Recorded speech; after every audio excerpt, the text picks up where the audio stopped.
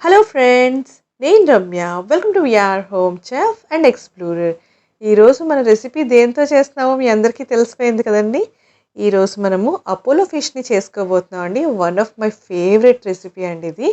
చూస్తున్నారు కదా, ఇంట్లోనే చక్కగా మంచి పెరుగు తాలింపుతోని సేమ్ రెస్టారెంట్ స్టైల్లోనేనండి. తిన్న కొద్దీ తినాలనిపిస్తుంది. మరి ఏ చేప వాడారు? ఈ విషయం తెలియకే నేను ఇన్ని రోజులు ఈ రెసిపీని చేయలేదండి. రీసెంట్‌గానే నాకు తెలిసింది. ఆ చేపని తెప్పించి మీ అందరి కోసం అపోలో ఫిష్‌ని ఎలా తయారు చేసుకోవాలో చూపించబోతున్నానండి. ఇలాగా అపోలో ఫిష్ కోసమని నేను మాగ చేప అండి, సముద్రం చేపే ఇది. మాగ చేపని తెప్పించి చక్కగా పైనున్న స్కిన్ అంతటిని తీయించేసి ఇలాగ బోన్‌లెస్ పీసెస్‌ని కట్ చేసుకొని ఉంచుకోవాలండి. వాటర్ మొత్తం డ్రైన్ చేసేసి, ఒకటికి 2 సార్లు బాగా కడుక్కొని వాటర్ డ్రైన్ చేసేసి టిష్యూతో ఇంకొకసారి కావాలంటే తుడుచుకొని, అప్పుడు దీనికి రుచికి సరిపడే అంత ఉప్పు, పసుపు, 2 స్పూన్స్ వరకు కారం. చేపలకి కారం అనేది కొంచెం ఎక్కువే పడుతుందండి. ధనియాలు, జీలకర్ర పొడి, కొంచెం గరం మసాలా పౌడర్ వేసుకొని ఇవన్నిటిని ఒకసారి బాగా పట్టేలాగా రబ్ చేసుకుంటూ కలుపుకోవాలండి. చేసుకునే ముందే కొంచెం అల్లం వెల్లుల్లి పేస్ట్ ఫ్రెష్‌గా చేసి వేసుకోండి. టేస్ట్ అయితే చాలా బాగుంటుంది. చూసారు కదా, ఇలా మొత్తం అంతా చేసుకున్న తర్వాత దీంట్లోకి ఒక ఎగ్‌ని, ఫుల్ ఎగ్‌నే నేను మిక్స్ చేసుకొని దీంట్లో వేసుకొని బాగా మిక్స్ చేసుకోవాలి. ఎగ్ వైట్‌నే యూజ్ చేస్తారు కదండీ నార్మల్‌గా. ఈ రెసిపీకి అయితే ఎగ్ ఫుల్‌గా యూజ్ చేయండి. అప్పుడే టేస్ట్ అనేది బాగుంటుంది. బైండింగ్ కూడా పర్ఫెక్ట్‌గా అవుతుంది. ఇలా పూర్తిగా కలిపేసుకున్న తర్వాత ఒక స్పూన్ వరకు కార్న్‌ఫ్లోర్, ఒక స్పూన్ బియ్యం పిండిని వేసుకొని ఇంకొకసారి బాగా కలుపుకోండి. బియ్యం పిండి ఎందుకు వేశాను అంటే మీ అందరికీ తెలిసిందే అండి. కొంచెం క్రిస్పీ టెక్స్చర్ రావడం కోసమని వేశాను. చూసారు కదా, చక్కగా ఇదంతా కలుపుకొని 15-20 మినిట్స్ అలా పక్కన వదిలేయండి.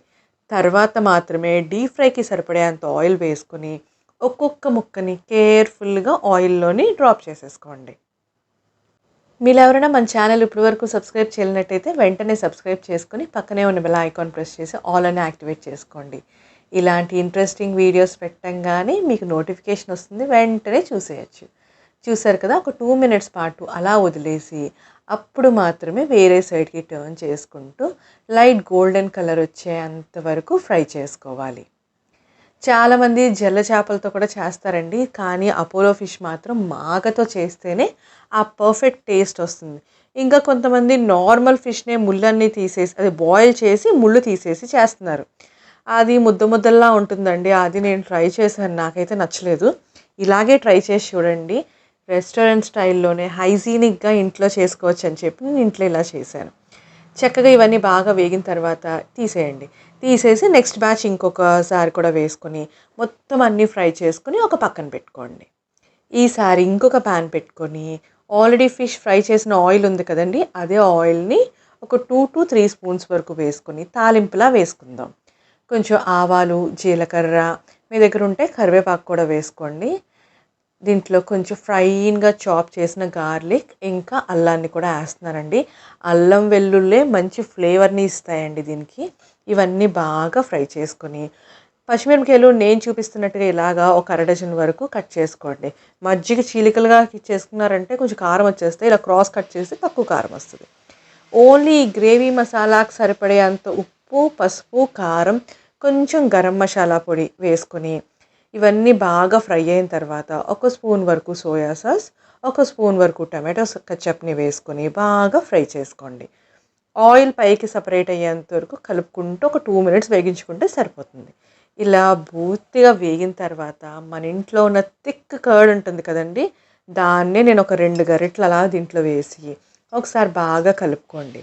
కలుపుకొని ఇది కుక్ అయ్యేటప్పుడే దీంట్లోకి ఒక 2-3 స్పూన్స్ వరకు వాటర్ వేసుకోండి. ఎక్కువ వేయకండి. దీంట్లోంచి ఆయిల్ సపరేట్ అయ్యేంత వరకు స్టవ్ని మీడియం ఫ్లేమ్లో ఉంచుకొని కుక్ చేసుకోండి. ఈసారి స్టవ్ని హై ఫ్లేమ్లో పెట్టుకొని ఆల్రెడీ మనం ఫ్రై చేసి పెట్టుకున్న ఫిష్ ఫింగర్స్, అదే అండి మన అపోలో ఫిష్ ఫింగర్స్ని కూడా దీంట్లో వేసేసుకొని ఒకసారి బాగా టాస్ చేసేసుకోండి.